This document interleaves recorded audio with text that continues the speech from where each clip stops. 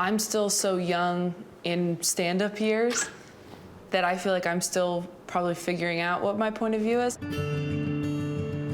Like, I have jokes about, like, my mom died when I was a kid, and I have jokes about that.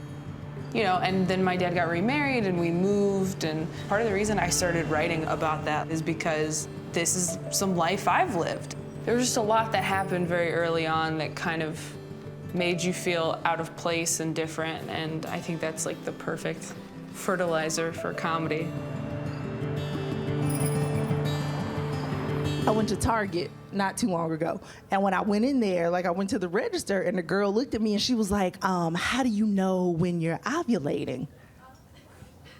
And I was like, ma'am, we are in Target. You can have that kind of conversation in Walmart. Like, we don't talk like that here. This is Target. Target is classy.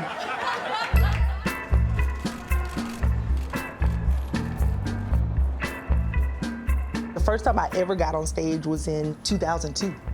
You're a little teapot? That's what's going on right now? But yeah, but I can remember, like, there were some jokes, like I said, probably around 2012-ish or so, when I started telling those jokes, I was like, oh, I think I sound like myself. I think this is a Mia Jackson thing. Mia would say this thing. But this is the problem. I did not know the answer, and I felt bad. So as a woman, I was like, I gotta tell her something. So I was just like, girl, you can't feel the eggs when they drop. And then when people started coming up, like, I'd have, you know, some jokes that people will quote, you know, and I'm like, oh my God, am I a stand-up now? She looked at me and she was like, thank you. And I was like, holy shit. Like she believed me, like I could tell this lady anything, right? But I'm a good person, so like I walked away. But I did get sad because I was just like, I cannot believe we did not want universal health care because this lady needs it, okay? Like she needs to be able to talk to a professional because I'm not gonna always be there, you know? A lot of comedians spend a lot of time doing what they think the audience is going to think is funny. But when you start doing what you know to be your truth, and just because I'm a funny guy telling it to you, now it's a whole different ballgame. Because now I control it, because whether you laugh or not, it doesn't affect the way I tell you this story. Because it's my truth. You know what I'm saying? And that's the difference between, to me, you know, telling jokes and doing stand-up comedy. Hurricane coming up, bruh.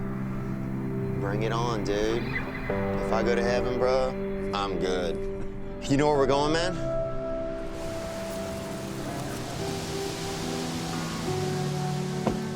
Cheers, bruh. Appreciate it, yep. Have a good day. So right now, I'm taking a lot of stories from my childhood, you know.